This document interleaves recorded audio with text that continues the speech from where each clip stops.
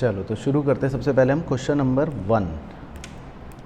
Question number 1 में पूछ रहा है state whether the following statements are true और false, also give reason for your answer. ठीक है, तो number 1, certain fundamental accounting assumptions underline the preparation and presentation of financial statements. They are usually specifically stated because their acceptance and use are not assumed. और reason,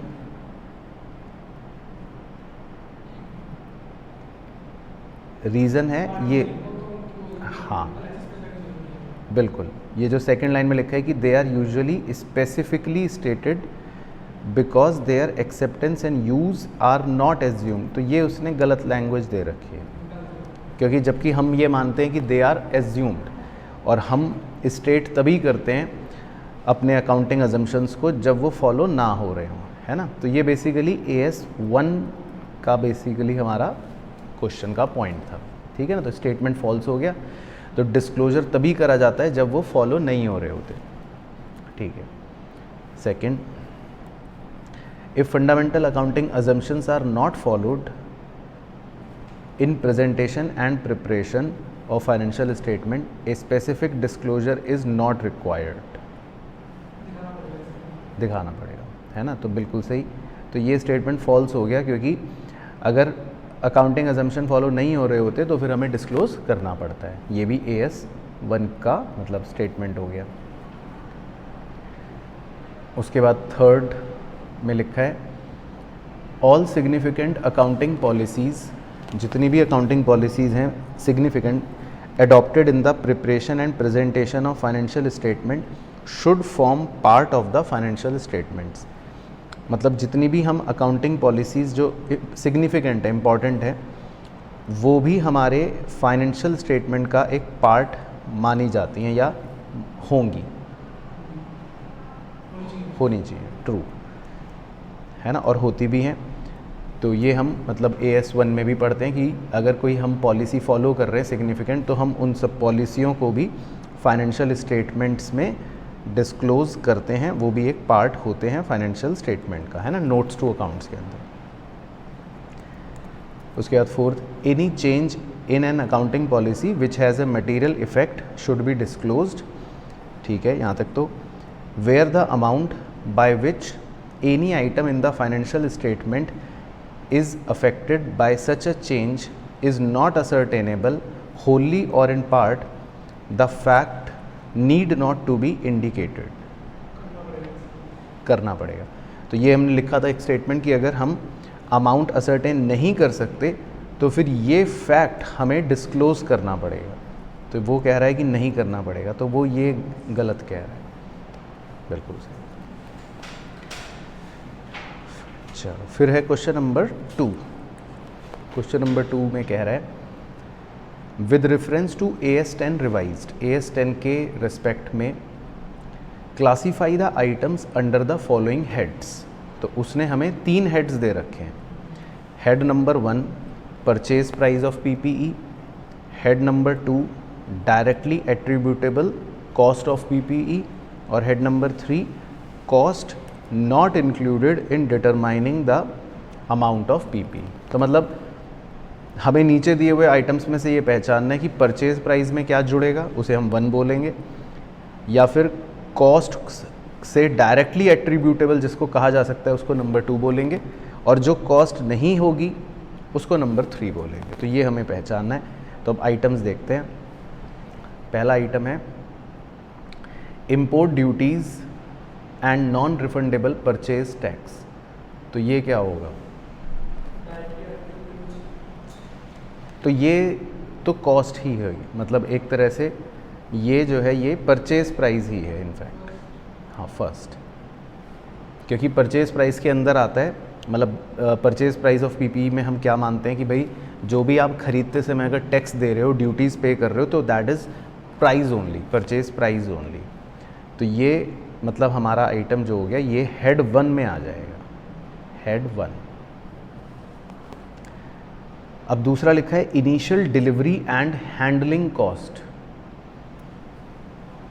अब जो हम खरीदने के बाद एसेट डिलीवरी या हैंडलिंग कॉस्ट बियर करते हैं वो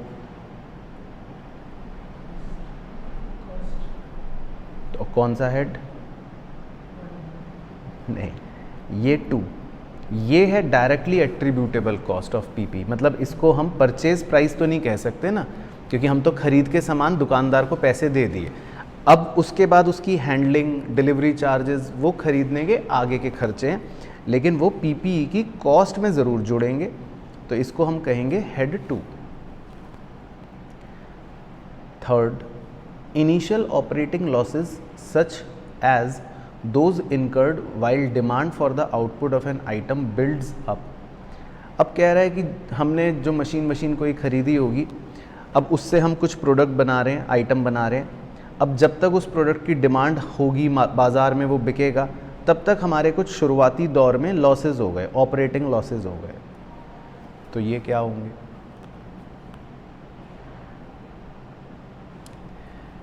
अब ये जो है ये हमारे एसेट से रिलेटेड नहीं, मतलब ये एसेट की कॉस्ट में नहीं आएंगे किसी भी रूप में, क्योंकि ये तो हमारे ऑपरेटिंग लॉसेस है ना।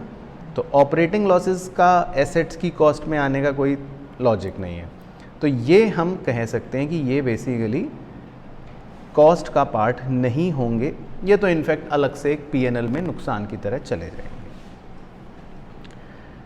उसके बाद number 4, cost incurred while an item capable of operating in the manner intended by management has yet to be brought into use or is operated at less than full capacity। मतलब इसका मतलब है कि कुछ हमारे मैनेजमेंट ने खर्चे करे, कॉस्ट इनकर्ड, किस बात के खर्चे करे या मतलब क्या खर्चे हो गए। अब जो भी हमारा एसेट है वो बिल्कुल तैयार है वैसे तो यूज़ के लिए, या हम उसको कम कैपेसिटी पर काम करवा रहे हैं, तो फिर कुछ खर्चे हो गए, तो वो पूछ रहा है कि ये खर्चे जो हैं, ये खर्चे आप अब क्या मानोगे, एसेट की कॉस्ट में जोड़कर मानोगे या नहीं मानोगे? नहीं मानोगे, बिल्कुल सही है ना, क्योंकि हम मशीन को यूज़ कर रहे हैं या हम मशीन को यूज़ तक लेकर आ चुके हैं, इसका मतलब रेडी टू यूज़ हो गई। अब उसके बाद अगर कुछ खर्चे हो रहे हैं तो वो ऑपरेटिंग खर्चे हैं, या मतलब वो मशीन की कॉस्ट से रिलेटेड खर्चे तो नहीं होंगे। उसके बाद number 5, trade discounts and rebates. हाँ, तो ट्रेड डिस्काउंट्स और रिबेट्स को हम जो परचेज प्राइस होता है उसी में से एज डिडक्शन शो करते हैं, तो हम इसको मतलब ये कह सकते हैं कि these will be shown in head 1 as deduction, क्योंकि जो भी हमारा परचेज प्राइस होगा उसमें से ट्रेड डिस्काउंट डिडक्ट करके शो कर देंगे। उसके बाद 6, cost of relocating or reorganizing part or all of the operation of an enterprise। अब हमारा जो एंटरप्राइज है, बिजनेस है, हम उसको रीलोकेट कर रहे हैं या कुछ रीऑर्गेनाइज कर रहे हैं अपने ऑपरेशंस को, उसका खर्चा हो गया, तो ये नहीं होगा, मशीन की कॉस्ट में नहीं जुड़ेगा, तो इसको भी हम हेड 3 में ही मानेंगे। उसके बाद 7, इंस्टॉलेशन एंड असेंबली कॉस्ट। 1 नहीं, हाँ, इंस्टॉलेशन का खर्चा है, तो ये एक तरह से है डायरेक्टली एट्रीब्यूटेबल कॉस्ट। हाँ, पीपी में हम सिर्फ क्या लेते हैं, परचेज प्राइस और टैक्सेस, बस इसको परचेज प्राइस बोलते हैं। लेकिन जब हम दुकान से बाहर निकल गए या दुकान में सामान के पैसे देने के बाद अब हम मान लो डिलीवरी का पैसा दे रहे हैं, अब इंस्टॉल कब कराएंगे मशीन को, अपनी फैक्ट्री में लाने के बाद इंस्टॉल कराएंगे। तो मान लो हम अपनी फैक्ट्री में लाने के बाद वेजेस दे रहे होते या इरेक्शन चार्जेस दे रहे होते या डिसमेंटलिंग चार्जेस दे रहे होते, तो वो सब तो हम खरीद के लाने के बाद पे कर रहे हैं ना, तो ये कॉस्ट में तो जुड़ेगा नो डाउट, लेकिन हम इसको परचेज प्राइस नहीं कहेंगे, हम इसको कहेंगे directly attributable to the cost of PP, है ना। तो ये हेड 2 में हम कह सकते हैं। इसी तरह 8th में लिखा है administration and general overhead cost. वो तो सिंपल है, ऑब्वियसली ये मशीन की कॉस्ट में तो नहीं आएंगे, तो ये हम कहेंगे कि ये हेड 3 में चला जाएगा, ठीक है ना। तो ये अच्छा इंपॉर्टेंट क्वेश्चन था एग्ज़ाम के लिए, तो इसको मार्क कर लेना, एग्ज़ाम में कई बार इस तरह पूछा है। तो PPE के अंदर 3 हेड्स के अंदर डिवीजन हो रहा है। अच्छा, क्वेश्चन नंबर 3, इसके लिए कैल्सी निकाल लेना। पढ़ते हैं पहले क्वेश्चन। इसमें कह रहा है जी, Capital Cables Limited has a normal wastage of 4%। ठीक है, कह रहा है कि हमारी कंपनी का नॉर्मल वेस्टेज है 4% का। During the year 2001-2 the company used 12,000 MT, मतलब इनपुट्स हैं 12,000 MT of raw material costing 150 पर MT। तो अब हमने 12,000 MT रॉ मटेरियल इस्तेमाल करा, जिसकी वैसे कॉस्ट है 150 रुपये per MT। At the year end 630 MT of wastage was in stock. 630 MT waste हो गया, मतलब लॉस्ट हो गया। तो अब देखो, आप 4% निकालो अगर 12,480, तो इसका मतलब नॉर्मली कितना MT लॉस होना चाहिए था? 480 MT, लेकिन हो गया 630। तो इससे हम ये समझ जाएंगे कि बचा हुआ 150 जो है वो एबनॉर्मल लॉस हुआ है। अब वो कह रहा है the accountant wants to know how this wastage is to be treated in the books, explain in the context of AS2 revise the treatment of normal loss and abnormal loss. तो कह रहा है नॉर्मल का आप treatment क्या करते हो और एबनॉर्मल का ट्रीटमेंट क्या करते हो, ये बताओ। And also find out the amount of abnormal loss, और एबनॉर्मल लॉस कितने रुपए का हुआ है ये भी निकालो।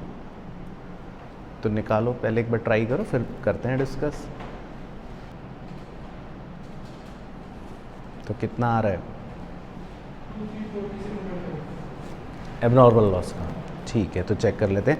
तो देखो, इसका फंडा तो हमको पता ही था कि जैसे हमने 12,000 MT का रॉ मटेरियल ख़रीदा था सबसे पहले एट द रेट 150 ईच, तो कितने रुपए का हो गया? 18 लाख का। तो अगर हम पहले नॉर्मल लॉस के ट्रीटमेंट की बात करें, तो नॉर्मल लॉस जो होता है, नॉर्मल लॉस 480 MT है ना, 480 MT का। तो उसकी वैल्यू तो हम कुछ नहीं लेते, क्योंकि नॉर्मल लॉस जो होता है वो सिर्फ बचे हुए यूनिट्स की कॉस्ट को बढ़ा देता है, उस पर अप्रोप्रिएट हो जाता है। तो हम ये मानेंगे कि हमारे पास 520 MT का मटेरियल है जिसकी टोटल लागत 18 लाख है। तो हम ऐसे मानेंगे कि हमारे पास 11,520 MT मटेरियल होना चाहिए जिसकी लागत 18 लाख है। तो देयरफॉर कॉस्ट पर MT अब कितना बन जाएगा?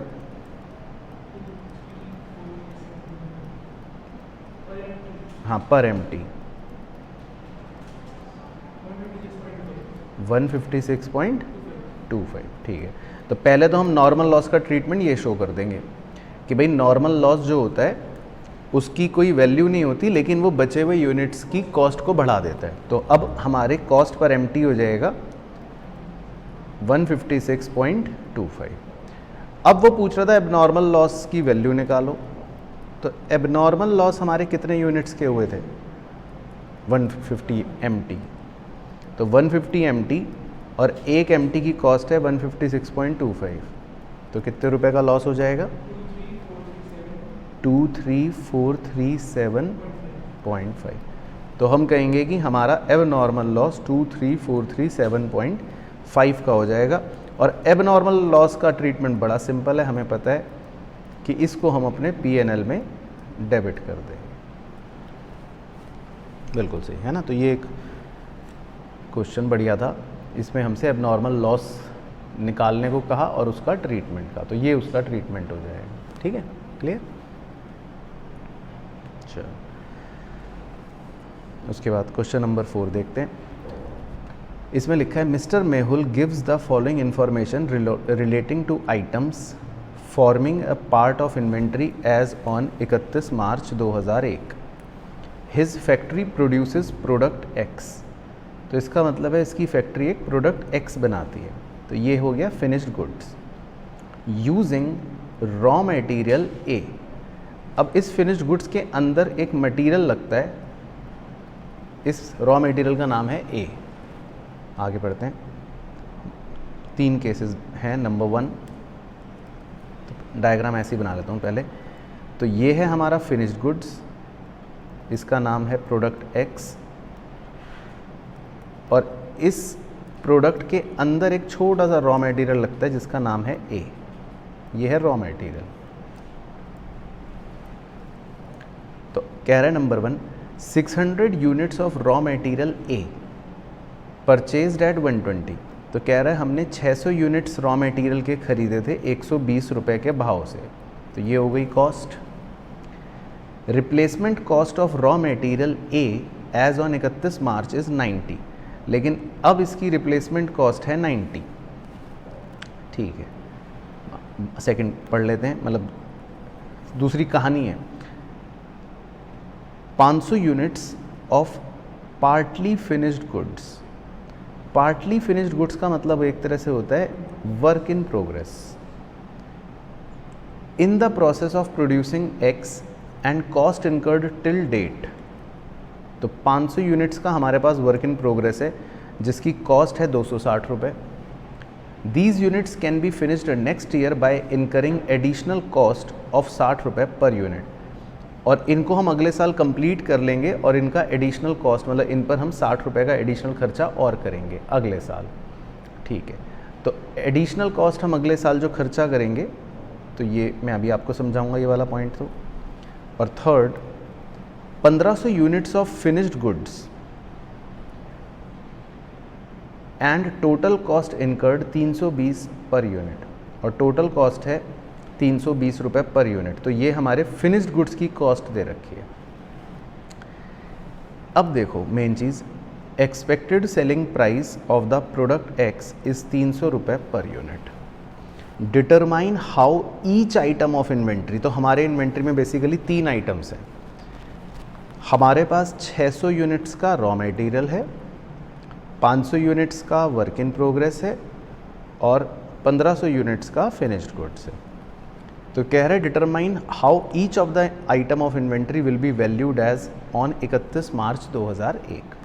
Also calculate the value of total inventory as on 31 March. ठीक है, तो देखो पहले मैं पूरा, मेरे साथ चाहे आप लिख लो, इससे आपको याद और रिवाइज हो जाएगा इस क्वेश्चन के बहाने। ये भी इंपॉर्टेंट क्वेश्चन है, इस पर स्टार लगा लेते हैं। क्वेश्चन नंबर 4 AS2 का क्वेश्चन है इन्वेंट्री का। तो देखो 3 चीज़ें होती हैं हमारी, है ना। तो पहले एक बार नियम रिवाइज कर लेते हैं।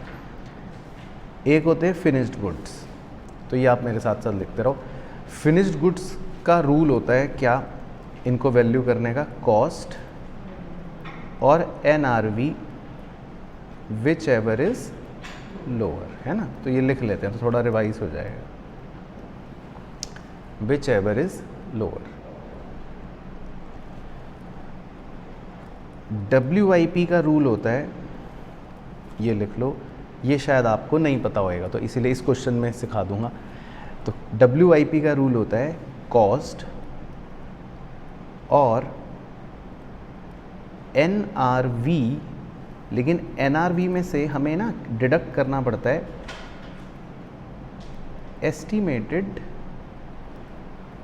एस्टिमेटेड फ्यूचर कॉस्ट, या जो एडिशनल खर्चा हमें करना है, तो वही वर्ड लिख लेते हैं, एस्टिमेटेड एडिशनल कॉस्ट।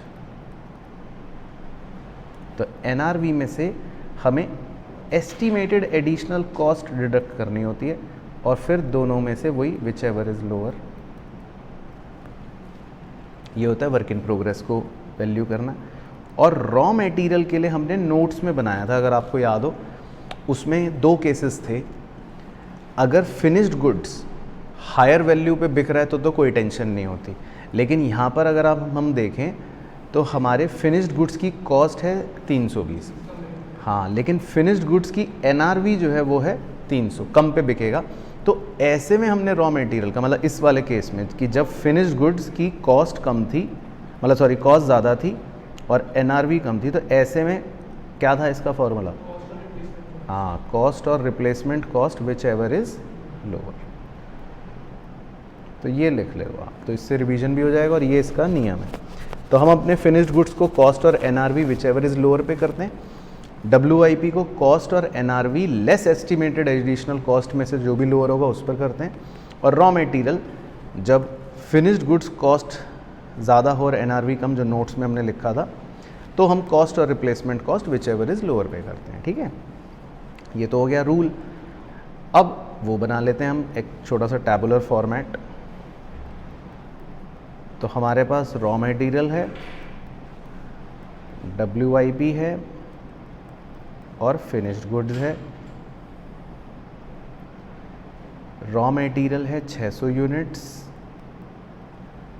WIP है 500 यूनिट्स और फिनिश्ड गुड्स है 1500 यूनिट्स। तो ये बना लेते हैं, पहले आप इतना बना लो एक बार।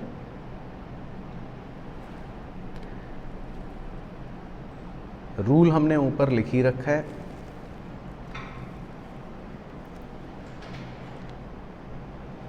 तो अब यहां हम लिख लेंगे कि किस वैल्यू पर वैल्यू करेंगे और यहां टोटल लिख लेंगे।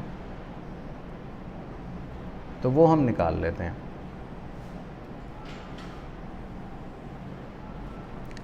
तो पहले हम रॉ मटेरियल का देख लेते हैं।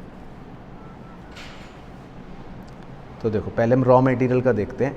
तो रॉ मटेरियल में हमारा है फॉर्मूला कॉस्ट और replacement cost which ever is lower. तो पहले पॉइंट में हमें रॉ मटेरियल की कॉस्ट दे रखी है 120 और रिप्लेसमेंट कॉस्ट दे रखी है 90। तो क्या वैल्यू हम ले लेंगे? 90। तो ये तो ले लेते हैं ₹90, है ना। तो 600 यूनिट्स इंटू 90 कितना हो गया? 54। ठीक है, तो ये आ गई रॉ मटेरियल की वैल्यू। अब WIP का रूल होता है कॉस्ट और NRV less estimated additional cost which ever is lower. तो वर्क इन प्रोग्रेस जो है उसकी कॉस्ट तो है 260, लेकिन इसमें कह रहा है कि जब हम इसको कंप्लीट करेंगे अगले साल तो इस पर एडिशनल कॉस्ट आ जाएगी कितनी? 60 पर यूनिट की। तो जैसे हम अब NRV लेस एडिशनल कॉस्ट अगर हम करें, पहले अगर हम ये निकालें वो जो बादल वाली बात थी, तो NRV है प्रोडक्ट की 300, ये रही, क्योंकि जब ये अगले साल कंप्लीट हो जाएगा तो ये कितने का है? हम expected selling price 300 minus additional cost 60। तो मतलब ये जो है ना 300 माइनस 60 240। तो इसको हम कॉस्ट के साथ कंपेयर करते हैं कि which ever is lower. Cost है 260 और वो है 240, तो हम क्या वैल्यू लेंगे दोनों में से? 240। तो ये मैं अभी आपको ना एक डायग्राम से भी समझा दूंगा और क्लैरिटी के लिए कि वर्क इन प्रोग्रेस में ऐसा ये क्यों हो रहा है, वो भी समझा दूंगा अभी। तो वर्क इन प्रोग्रेस ले लेंगे हम 240 विच एवर इज लोअर। तो कितना हो जाएगा? 240 इंटू 500, 112 मतलब 120। ठीक है। और फिनिश्ड गुड्स में हमारे पास रूल है कॉस्ट और NRV which ever is lower. तो वो सीधा सीधा है, कॉस्ट है 320, NRV है 300 300।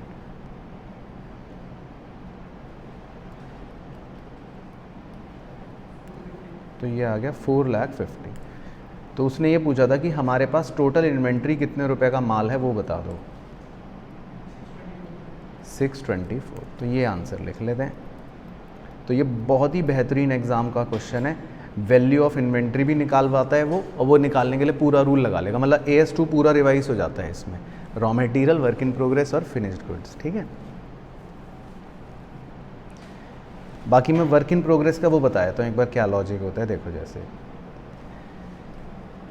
बेसिकली जैसे मान लो हम कोई प्रोडक्ट बना रहे हैं अभी, ठीक है, अब ये पूरा नहीं बना और हमने इस पर अभी तक 260 रुपये खर्च कर दिए। अब हमें लेकिन ये पता है कि जब ये पूरा बन जाएगा, यानी कि जब ये फिनिश्ड गुड्स बन जाएगा, लेट से फिनिश्ड गुड्स बन जाएगा, तब इसकी NRV होगी 300, हमें ये पता है। ठीक है, अब हम क्या देखते हैं, अब हम ये देखते हैं कि इसको बनाने में एडिशनल कॉस्ट कितनी आएगी। मतलब अब ये जब कंप्लीट बनेगा, अभी पूरा नहीं बना, लेकिन 260 रुपये तो इसको यहीं तक बनने में खर्च हो गए। 260 तो इतने रुपए में ही 260 रुपये ये खर्च कर चुका। तो अब हम क्या करते हैं, मान लो ये एडिशनल इसको बनाने में अगले साल हमें पता है कि भाई इसको अब पूरा कंप्लीट करेंगे ना, तो इस पर अभी 60 रुपये का खर्चा और आ जाएगा, है ना। तो अब देखो लॉजिक क्या है, अब हम तो जब पूरा अगर इसको कंप्लीट कर लेंगे, लेट से पूरा कंप्लीट हो गया, तो पूरे कंप्लीट की कॉस्ट कितनी होगी 320। लेकिन जब ये पूरा कंप्लीट हो गया तो ये फिनिश्ड गुड बन गया, तो हम कंपेयर करेंगे इस पूरे कंप्लीट को पूरे कंप्लीट एनआरवी के साथ, है ना। लेकिन अभी ये पूरा कंप्लीट नहीं है, तो हम खाली 260 की कॉस्ट को अगर कंपेयर करना हो तो हमें एनआरवी को भी मतलब इतने लेवल तक ही लाना चाहिए लॉजिकली। यहाँ एनआरवी क्या होगी उसके साथ कंपेयर होना चाहिए ना। ऐसा तो नहीं कर सकते कि भाई वर्क इन प्रोग्रेस की कॉस्ट 260 को 300 एनआरवी से कंपेयर करें, तो गलत हो जाएगा। तो हम देखो क्या करते हैं, अब ये जो एडिशनल कॉस्ट है ना 60 रुपये, तो हम ये मान लेते हैं कि भाई ये जो ढांचा है, इतना ढांचा, ये 60 रुपये का है। तो अगर 300 में से आप 60 रुपये हटा दोगे तो इतनी तक की एनआरवी को क्या मान लेंगे, 240। लॉजिक है ना। तो हम कंपेयर जब करते हैं ना वर्क इन प्रोग्रेस को, तो उसकी कॉस्ट और जो एनआरवी होती है ना फिनिश्ड गुड्स की, उसको वर्क इन प्रोग्रेस तक के लेवल पर लाते हैं ताकि कंपैरिजन सही चले। तो ये है बेसिकली, तो इसीलिए वो रूल ऐसा बन गया कि एनआरवी लेस एडिशनल कॉस्ट, उसको कॉस्ट के साथ कंपेयर करते हैं वर्क इन प्रोग्रेस का। तो बेसिकली वर्क इन प्रोग्रेस खाली इतना हिस्सा है नीचे वाला, तो इतने हिस्से की कॉस्ट है 260 और इतने हिस्से की एनआरवी है 240, तो फिर दोनों में से जो लोअर होता है वो सेलेक्ट हो जाता है, ठीक है। तो बेसिकली ये था, बढ़िया क्वेश्चन था। चलो तो ये हो गया। इसके बाद क्वेश्चन नंबर 5 देखते हैं। ये एक थ्योरेटिकल AS3 का क्वेश्चन है, ये भी देख लेते हैं। इसमें कह रहा है money limited a non financial company, ठीक है। नॉन फाइनेंशियल कंपनी का मतलब आप समझ लो कि ये पंखा बनाती है, कुछ भी समझ लो। Has the following entries in bank account, it has sought your advice on the treatment of the same while preparing cash flow, ठीक है। Number 1, loans and advances given to the following and interest earned on them. अब इसने कुछ loan दिया और उस loan पर इसको इंटरेस्ट मिला, तो इसने अपने सप्लायर्स को लोन दिया और उस पर इसने इंटरेस्ट कमाया, तो हम इसको क्या कहेंगे कि ये क्या है इसके लिए, ऑपरेटिंग एक्टिविटी। बिल्कुल सही, क्योंकि सप्लायर्स के साथ ये रोज़मर्रा का काम चलता रहता है ना। सप्लायर्स क्रेडिटर्स हो गए, तो इनको ये लोन दे देता होगा और उनसे ब्याज ले लेता होगा। फिर इसी तरह इसने अपने एम्प्लॉयज़ को लोन दिया और उनसे ब्याज कमा लिया, ये भी ऑपरेटिंग, क्योंकि एम्प्लॉयज़ को लोन देना इनके लिए हो सकता है ये एक रेगुलर एक्टिविटी ही हो। फिर इसने अपनी सब्सिडरी कंपनी को लोन दिया और उनसे ब्याज कमा लिया, नहीं होगा। अब देखो जब सब्सिडरी कंपनी को वो लोन दे रहे हैं ना, तो हमने क्योंकि पढ़ रखा है थोड़ा, सब्सिडरी कंपनी होती है जिसमें हम निवेश करते हैं, उसको पूरा खरीद लेते हैं। तो ये सब्सिडरी कंपनी वर्ड का मतलब ही क्या है कि I have invested in it, है ना। तो इनसे अगर मुझे ब्याज मिल रहा है तो ये मेरे लिए एक इन्वेस्टिंग एक्टिविटी। तो ये क्वेश्चन की मतलब हमें लैंग्वेज से ये पहचानना है, क्योंकि सब्सिडरी कंपनी है, तो सब्सिडरी कंपनी का मतलब है कि हमने उसमें 50% से ज़्यादा इन्वेस्ट करा है, पैसा लगाया है, तो वहाँ से जो ब्याज मिल रहा है तो इसका मतलब investing activity. Second, investment made in subsidiary smart limited and dividend received, तो ये भी अब होगी ना बात वही, तो investing activity.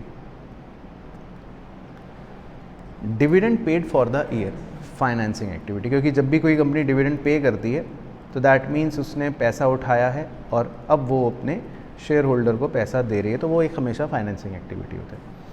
TDS on interest income earn on investment made. अब उसने जो भी इन्वेस्टमेंट करी होगी उस इंटरेस्ट पर TDS कट गया, यानी टैक्स डिडक्टेड एट सोर्स।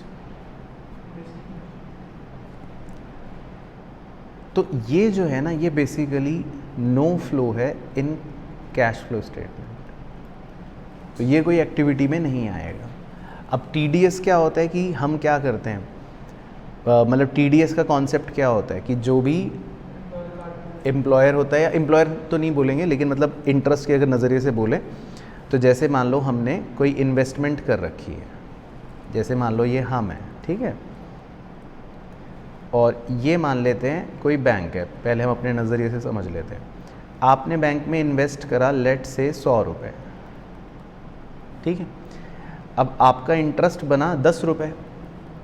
तो पहले पुराने ज़माने में तो क्या होता था कि आपको पहले 10 रुपये मिलते थे और सरकार कहती थी कि लाओ अब इस पे टैक्स लग गया, और 1 रुपया आप सरकार को देते थे, तो नेट आपकी जेब में 9 रुपये आते थे।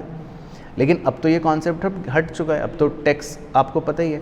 तो अब क्या होता है, अब तो जो बैंक है वो क्या करेगा, वो सरकार को ही 1 रुपये डायरेक्टली जमा कराएगा TDS, और आपको कितने रुपए ही देगा इंटरेस्ट के, 9।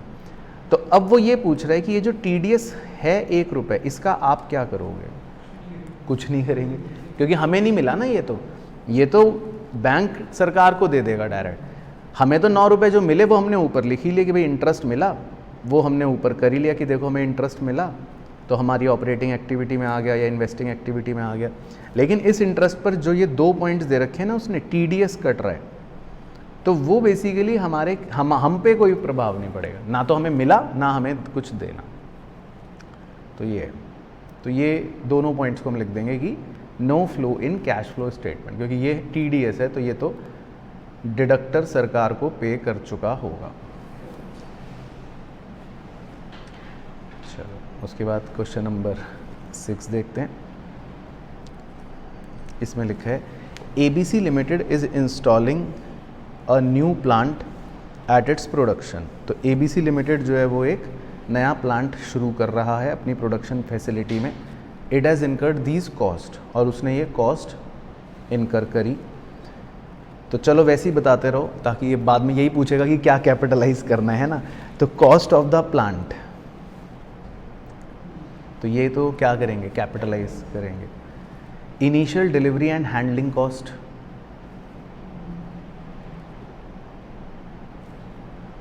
मतलब ये जुड़ेगा प्लांट के कॉस्ट के अंदर,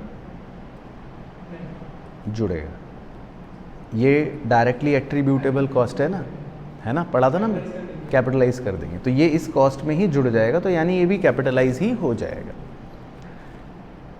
कॉस्ट ऑफ साइट प्रिपरेशन,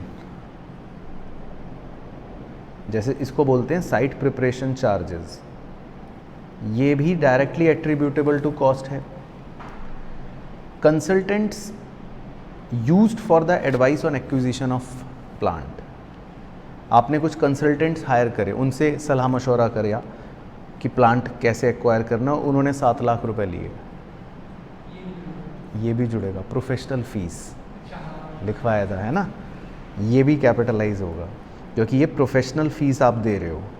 जितनी भी चीज़ें आप प्लांट के एक्विजिशन, हाँ, रेडी टू यूज़ होने के लिए कर रहे हो, वो सब कैपिटलाइज होगा। उसके बाद है interest charges paid to the supplier of plant for deferred credit. इसका मतलब है कि जब आप प्लांट खरीद रहे हो, उसको हो सकता है आप उधार पे खरीद रहे हो, डेफर्ड क्रेडिट मतलब इंस्टॉलमेंट पे खरीद रहे हो, तो आप उस पर इंटरेस्ट दे रहे हो। अब इसमें AS 16 वाला दिमाग लगाते हैं, बोरिंग कॉस्ट वाला थोड़ा सा। अब आपने प्लांट खरीदा है, तो क्या ये क्वालिफाइंग एसेट है या non qualifying? Non qualifying. Qualifying किसे बोलते हैं? जिसे बनने में 12 महीने लगते हैं। अब ये तो हम प्लांट है, सीधा गए बाजार से खरीद के ला रहे हैं। तो नॉन क्वालिफाइंग एसेट के लिए अगर हम कोई ब्याज दे रहे होते हैं तो वो फिर कैपिटलाइज नहीं होता। तो AS 16 को अगर मद्देनज़र रखा जाए तो ये कैपिटलाइज नहीं होगा, मतलब क्रॉस लगा देते हैं, है ना। यही था ना, AS 16 का रिवीजन हो गया इसी बहाने। अगर ये बिल्डिंग बना रहे होते, लेट से 1 साल लग गया बिल्डिंग बनते बनते, और फिर वो लोन लिया होता और फिर वो इंटरेस्ट दे रहे होते, फिर वो कैपिटलाइज हो जाता। लेकिन प्लांट खरीदा तो ये एक नॉन क्वालिफाइंग एसेट है। Estimated dismantling cost to be incurred after 7 years. अब हमें डिसमेंटलिंग कॉस्ट है, मतलब कि प्लांट खरीद तो के लगाएंगे आज, लेकिन हमें ये प्लांट की ना डिसमेंटलिंग भी करनी पड़ेगी, हटाना पड़ेगा 7 साल के बाद, तो ये भी एक डिसमेंटलिंग कॉस्ट है। 7 साल बाद हमें मतलब एक्सपेक्टेड होता है कि ये इनकर होगी। तो मज़ेदार बात ये है कि ये भी डायरेक्टली एट्रीब्यूटेबल कॉस्ट है टू द पीपी। इनको बोलते हैं डिसमेंटलिंग चार्जेस। जैसे होता है site preparation charges, installation charges, ऐसे ही हो गया डिसमेंटलिंग चार्जेस कि उखाड़ना, इरेक्शन चार्जेस को कितने साल में बाद। आज तो खर्चा हम मानेंगे ना, बुक कर लेंगे कि यार ये भी खर्चा है, तो ये भी हम एसेट की ही कॉस्ट में जोड़ लेंगे। और number 7, operating losses before commercial production. Commercial production शुरू होने से पहले हमारे ऑपरेटिंग लॉसेस हो रहे हैं, तो ये हमने अभी पहले क्वेश्चन में भी करा था। तो ऑपरेटिंग लॉसेस जो होता है वो एसेट की कॉस्ट में कभी भी नहीं आता, वो एक नॉर्मल बिजनेस लॉस है। तो जितने सी वाले हैं अगर वो ऐड कर लो तो कितने रुपए बन जाएंगे?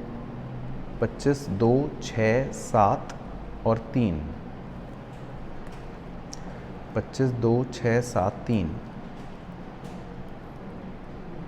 43 लाख। सही, तो इसका आंसर हो जाएगा 43 लाख। चलो क्वेश्चन 7 देखते हैं, ये एक बार अपने आप ट्राई करना, अच्छा क्वेश्चन है। इसमें लिखा है explain briefly the accounting treatment needed in the following cases as per AS 11। तो ये AS 11 का है बेसिकली क्वेश्चन। क्या कह रहा है देखो, trade receivable include amount receivable from Umesh 5 lakh रुपए recorded at the prevailing exchange rate on the date of sale, transaction recorded at $। ये तो एक तो हमारे ट्रेड रिसीवेबल्स हैं। दूसरा, long term loan taken from US company amounting to ₹60 lakh, it was recorded at $55.60, taking the exchange rate prevailing at the rate of date of transaction. लेकिन आज वो कह रहा है $1 है 61.20 का ऑन 31 मार्च। तो एक बार करो पहले, फिर बताना कि नुकसान हुआ, फ़ायदा हुआ, या क्या ट्रीटमेंट करेंगे, एक बार लगाओ दिमाग। चलो तो देखो, जैसे इसमें पहला पॉइंट है ट्रेड रिसीवेबल्स, है ना। अब ट्रेड रिसीवेबल का मतलब है कि हमें पैसे मिलेंगे। अब हमने $1 58.50 रुपए के हिसाब से रिकॉर्ड कर रखा है ना, ये है रिकॉर्डिंग रेट। लेकिन अब 31 मार्च को यानी बैलेंस शीट डेट पर क्लोजिंग रेट पर है 61.20। तो अब ट्रेड रिसीवेबल का मतलब तो वैसे है कि हमें पैसे मिलेंगे। अब हम ये अगर सोचें कि हम $1 का मान रहे हैं 58.50, ठीक है, और हमने 5 लाख रुपए लिए थे, तो पहले आप 5 लाख रुपए को ऐसे कन्वर्ट कर लो कि इसका मतलब कितने डॉलर हैं। 5 लाख रुपए डिवाइड बाय 58.50 करना कैलसी पर, 8547, ठीक है। तो मतलब मैं ये सोच रहा हूँ मुझे इतने रुपए मिलेंगे, है ना, मैं ये सोच रहा हूँ मुझे इतने रुपए मिलेंगे। अब ये आज की डेट पर इस डॉलर का रेट है 61.20, तो आप 8547 को इंटू करो 61.20 से, 5,23,076। तो देखो, जब हमने रिकॉर्ड करा था उमेश से कि रिसीवेबल अमाउंट, तो हम सोच रहे हैं 5 लाख रुपए मिलेंगे उस टाइम के डॉलर के रेट के हिसाब से। लेकिन अब डॉलर क्योंकि महंगा हो गया, थोड़ा रेट बढ़ गया, तो अब हमें उसी उमेश से देखो कितने रुपए मिल रहे हैं, ज़्यादा मिल रहे हैं। तो हम इसे कहेंगे कि ये है 23,076 का एक्सचेंज गेन। इसे हम क्या बोलेंगे कि ये हमारा क्या है, एक्सचेंज गेन। तो इसको तो हम कहाँ क्रेडिट कर देंगे, इन P&L। तो इधर हमारे ट्रेड रिसीवेबल बढ़ गए और इधर हम अपने फ़ायदे को P&L में, एक्सचेंज गेन को क्रेडिट कर देंगे P&L में। क्लियर हो गया पहले? अच्छा, अब इसी तरह सेकंड पॉइंट का, उसका भी निकालो। अब उसका लॉस निकालना, हाँ निकाल के बताओ कितना आएगा।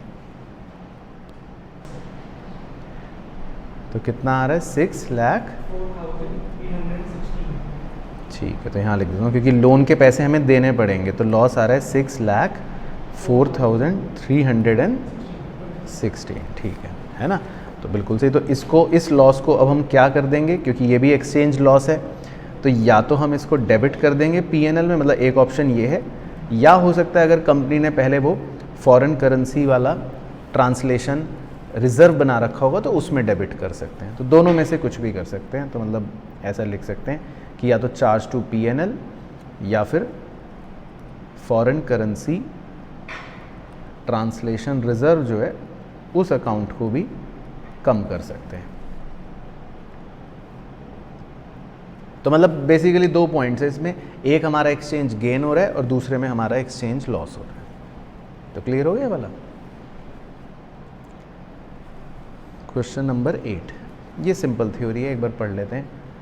इसमें लिखा है, Supriya limited received a grant of 2500 lakh during the accounting year 1-2 from government for welfare activities to be carried on by the company. तो सुप्रिया लिमिटेड को एक 2500 लाख का ग्रांट मिला वेलफेयर एक्टिविटी करने के लिए for its employees. The grant prescribed conditions for its utilization, और इसमें कंडीशंस भी मेंशन थी कि भाई क्या क्या फॉलो करनी पड़ेंगी यूटिलाइजेशन के लिए। हाउएवर ड्यूरिंग ईयर 2002-03, अगले ही साल, it was found that the condition of grants were not complied. लेकिन अगले साल पता चला कि इन्होंने ग्रांट की कंडीशनों को कंप्लाई नहीं कर रखा, and grant had to be refunded. तो वो पूछ रहे हैं कि आप क्या ट्रीटमेंट करोगे। तो वैसे तो सिंपल है, जब हमें ग्रांट मिला होगा तो हमने इसको क्रेडिट करा होगा P&L में, मतलब रेवेन्यू नेचर गई है। तो अब अगर हम रिफंड कर रहे हैं तो फिर हमें उसको उल्टा ही करना पड़ेगा, यानी कि डेबिट इन P&L करना पड़ेगा। और अगर मान लो जब हमें ग्रांट मिला था तब हमने डेफर्ड ग्रांट करके अगर मान लो लायबिलिटी में शो करा था, तो फिर उतना पोर्शन लायबिलिटी में से हटा देंगे और रिमेनिंग P&L में डेबिट करेंगे, है ना? तो मतलब इसमें बेसिकली जो हमने जब AS12 पढ़ा था कि जब भी रिफ़ंड करना होता है तो जो ओरिजिनल ग्रांट मिलने पर हमने ट्रीटमेंट कर रखा है उसका बिल्कुल जस्ट उल्टा करना है। तो वो बात हमें मतलब लिख के बतानी पड़ेगी बस इसमें, ठीक है ना? बाकी होगा इसमें यही। तो क्वेश्चन बस यही पूछ रहा है कि क्या होगा। चलो इसी तरह एक और देखते हैं, क्वेश्चन नंबर 9। इसमें कह रहा है फिर ये बताना, इसमें है कि blue chip equity investment limited want to reclassify its investment. तो AS13 में हमने लिखा था point, reclassification of investment, state the values at which investment have to be reclassified. तो बस हमें ये बताना है कि किस वैल्यू पर इन्वेस्टमेंट रीक्लासीफाई होगी। पहला, long term investment in company A cost 8.5 lakh are to be reclassified as current. तो हम लॉन्ग टर्म इन्वेस्टमेंट को अब करंट इन्वेस्टमेंट बना रहे हैं। The company had reduce the value of this investment to 6.5 lakh to recognise other than temporary decline in the value. अब company ने इनकी वैल्यू को 6.5 लाख रुपए कर दिया है, यानी कि ये हमारी एक तरह से कह सकते हैं इसकी कैरिंग अमाउंट है फिलहाल, और fair value on the date of transfer is 6.8 lakh.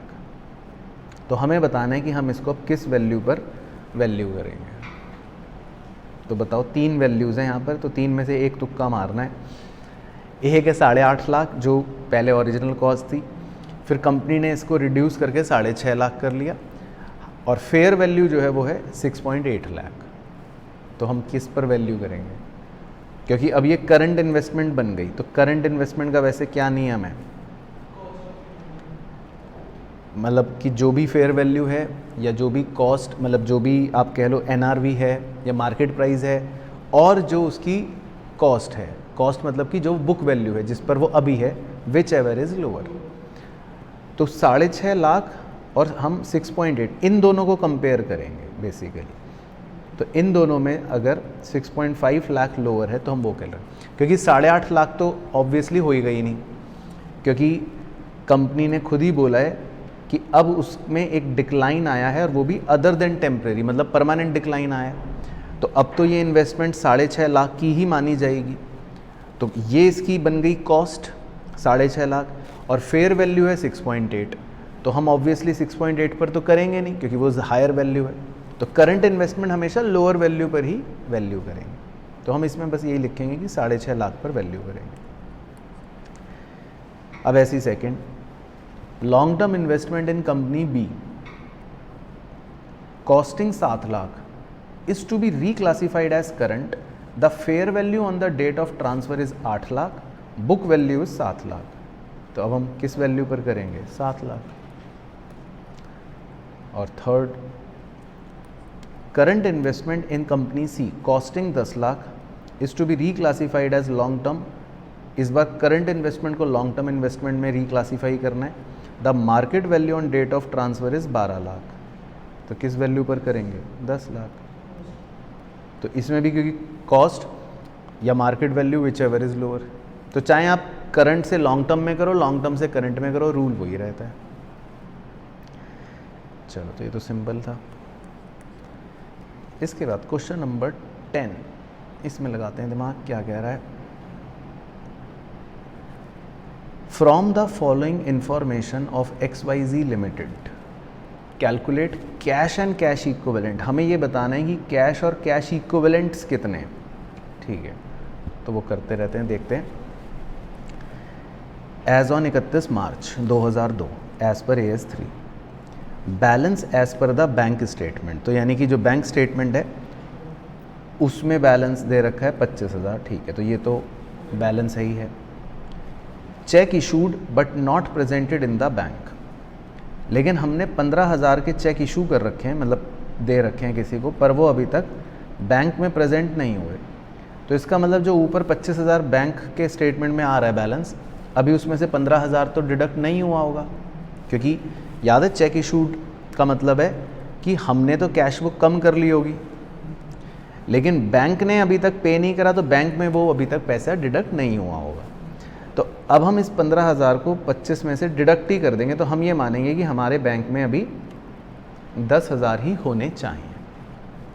भाई कैश इक्विवेलेंट तो 10 माना जाएगा ना, क्योंकि हम 25,000 तो बैंक से यूज़ ही नहीं कर सकते। जब हमने किसी को चेक दे दिया 15 का, तो टेक्निकली तो मेरे बैंक में अब कितने ही हैं बचे हैं? 10,000, जो मैं इक्विवेलेंट टू कैश मानूंगा, है ना। तो ये पॉइंट बेसिकली इसलिए यूज़ हो रहा है कि हम बैंक बैलेंस अब 10,000 मानेंगे। उसके बाद short term investment in liquid equity shares of ABC limited. तो आपने किसी कंपनी के इक्विटी शेयर्स में इन्वेस्ट कर रखा है, नहीं तो मतलब ये बताना है कि क्या ये कैश इक्विवेलेंट है या नहीं है। नहीं मानेंगे, नहीं मानेंगे, क्योंकि ये क्या है? ये इक्विटी शेयर्स हैं किसी कंपनी के। तो हम इसको, हाँ इक्विटी है, लेकिन हम इसको फिर कैश इक्विवेलेंट नहीं मानते। हम इसको कैश इक्विवेलेंट नहीं मानते, क्योंकि पहली बात तो उसने बोला है शॉर्ट टर्म। तो शॉर्ट टर्म इन्वेस्टमेंट का मतलब अगर वो 3 महीने से कम होंगी तभी उसको कैश इक्विवेलेंट माना जाएगा। लेकिन मान लो वो 6 महीने की हो, 9 महीने को, और हमने इक्विटी शेयर्स खरीद रखे हैं वैसे भी किसी कंपनी के, तो हो सकता है ये हमने 5 साल 10 साल के लिए खरीदे हों। हालांकि शॉर्ट टर्म कह रहा है, लेकिन अगर 3 महीने से कम नहीं है तब तक हम इसको कैश इक्विवेलेंट नहीं मानेंगे। और वैसे भी इक्विटी शेयर्स एक कंपनी के खरीद रखे हैं, तो हम इसको कैश इक्विवेलेंट नहीं मानेंगे। उसके बाद लिखा है fixed deposits created on 1 November and maturing on 15 अप्रैल। तो फिक्स्ड डिपॉजिट्स क्या हम इनको मानेंगे अपना कैश इक्विवेलेंट? नहीं मानेंगे। चाहे कभी भी मैच्योर हो रहा हो तो हम इनको अपना कैश इक्विवेलेंट नहीं मानेंगे।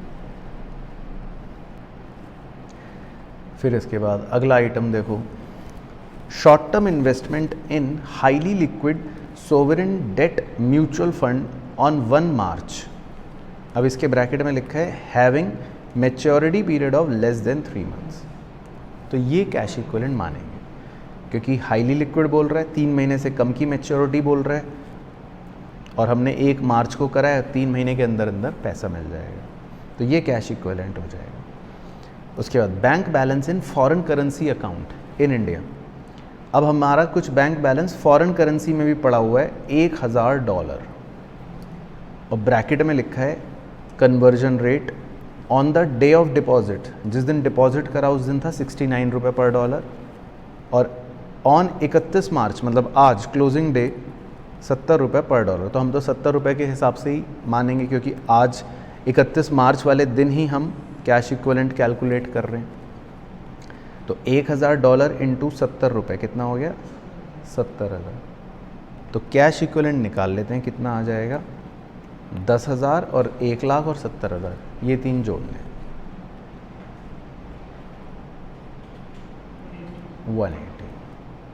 बिल्कुल सही, तो ये इसका आंसर हो जाएगा। तो cash equivalents are, cash and cash equivalents are 1,80,000। तो 2 चीज़ों को हम कैश इक्विवेलेंट नहीं मान रहे, एक इक्विटी शेयर और एक एफडी, ठीक है।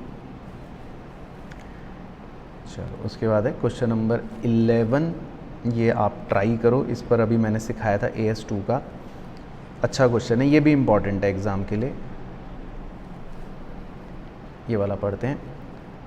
ऑन 31 मार्च 2001, 31 मार्च को a business firm finds that cost of partly finished unit, यानी कि वर्क इन प्रोग्रेस है ना, तो इसमें वो WIP वाला जो आज पढ़ा था पॉइंट, उसका वैल्यूएशन लगाना है।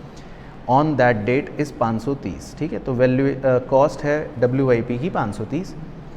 The unit can be finished in 2001-2 bye additional expenditure of 310। अब हम इस पर जब एडिशनल खर्चा 310 का करेंगे तब वो कंप्लीट हो जाएगा, फिनिश्ड गुड बन जाएगा।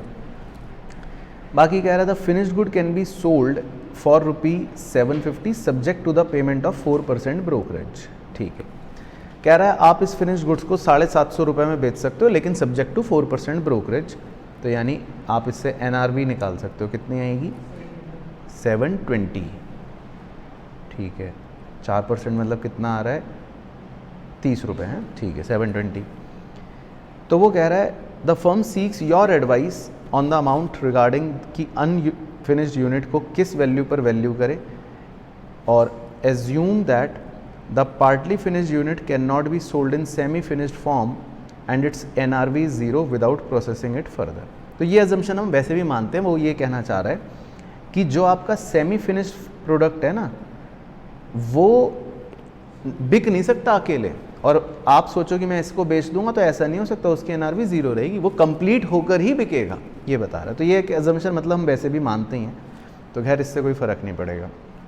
तो अब निकालो वही WIP का, तो कितना आएगा? अच्छा वो निकाल लिया, ठीक है। तो कैसे, क्या था फॉर्मूला? NRV में से माइनस करना है एडिशनल कॉस्ट, वेरी गुड, 310, तो आया है 410। तो हम कंपेयर करेंगे इस 410 को और 530 को, तो दोनों में से क्या लेस है? 410, परफेक्ट, बिल्कुल सही। तो इस बात के 4 नंबर हैं एग्ज़ाम में, ठीक है। तो यही इसका आंसर है 410, बहुत बढ़िया। उसके बाद लास्ट क्वेश्चन 12, ये भी देख लेते हैं, AS16 का इम्पॉर्टेंट क्वेश्चन है। On April 1 amazing construction limited obtained a loan of 32 crore रुपए। अब इस कंपनी ने 32 करोड़ रुपए का लोन लिया, यूटिलाइज्ड एज अंडर, और उसने इससे कहाँ कहाँ यूटिलाइज करा? तो देखो कहाँ कहाँ यूटिलाइज करा, यहाँ करा, यहाँ करा, यहाँ करा, मतलब टोटल उसने इतनी सारी चीज़ों में यूटिलाइज करा। बाकी फिर कह रहा है total interest charge by the bank for the year 80 lakh रुपए। फिर इस पूरे लोन पर 80 लाख रुपए का इंटरेस्ट लगा, तो वो ये पूछ रहा है कि आपको इस इंटरेस्ट का ट्रीटमेंट बताना है। तो देखो पहले AS16 की वो लाइन याद करते हैं कि अगर हमने कोई लोन लिया और वो लोन क्वालिफाइंग एसेट के लिए लिया तो फिर ब्याज कैपिटलाइज हो जाएगा, नहीं तो P&L में चला जाएगा। तो अब हमें ये देखना है कि ये जो लोन लिया गया है, ये इससे जो ये बातें करी हैं उसने, वो क्वालिफाइंग एसेट हैं कि नहीं, तो वो मार्क करते रहते हैं। Number 1, construction of sea link across 2 cities, कह रहा है work was held up totally for a month during the year due to high water levels. तो कह रहा है आपने 2 शहरों के बीच में एक सी लिंक बनाया, बाकी कह रहा है थोड़ा सा काम बीच में रुक गया था समुद्री पानी बढ़ने की वजह से। तो ये क्वालिफाइंग एसेट है या नहीं है? तो मतलब 25 करोड़ पर जो प्रोपोर्शनेट ब्याज होगा वो हम क्या कर देंगे? कैपिटलाइज। दूसरा, purchase of equipment and machine, non qualifying, very good. Working capital, very good. Purchase of vehicle, बिल्कुल सही, क्योंकि ये सब रेडी टू यूज हो रहे हैं। एडवांस फॉर टूल्स क्रेन्स, बिल्कुल सही, क्योंकि टूल खरीदना, क्रेन खरीदना। और purchase of technical know how, मतलब फॉर्मूला परचेज करना, NQ है ना, बिल्कुल सही, क्योंकि फॉर्मूला हम परचेज कर रहे हैं, लिखा है ना परचेज, तो खरीद रहे हैं, तो इसमें हमारा कोई समय नहीं लगेगा, बिल्कुल सही। तो अब देखो क्या करना है आपको, 25 करोड़ पर जो प्रोपोर्शनेट ब्याज निकलेगा वो तो हो जाएगा कैपिटलाइज, लेकिन 3 करोड़ पर प्रोपोर्शनेट ब्याज या 2 करोड़ पर, या मतलब बाकी बच्चों पर जो भी प्रोपोर्शनेट ब्याज है वो क्या हो जाएगा? रेवेन्यू नेचर P&L में चला जाएगा। तो जैसे 1 करोड़, फिर 1 2 2 4 और 3 7, तो मतलब हम ये कह सकते हैं टोटल इन ऑल कि 32 करोड़ में लोन में से 25 करोड़ लोन जो है प्रोपोर्शनेटली वो ब्याज तो कैपिटलाइज होना चाहिए, और 7 करोड़ का जो लोन है वो प्रोपोर्शनेटली P&L में जाना चाहिए। यही बनेगी कहानी। तो अब हम ये निकाल सकते हैं, देखो अब हमारा 80 लाख रुपए का ब्याज है टोटल, तो कितना कैपिटलाइज करेंगे बताओ?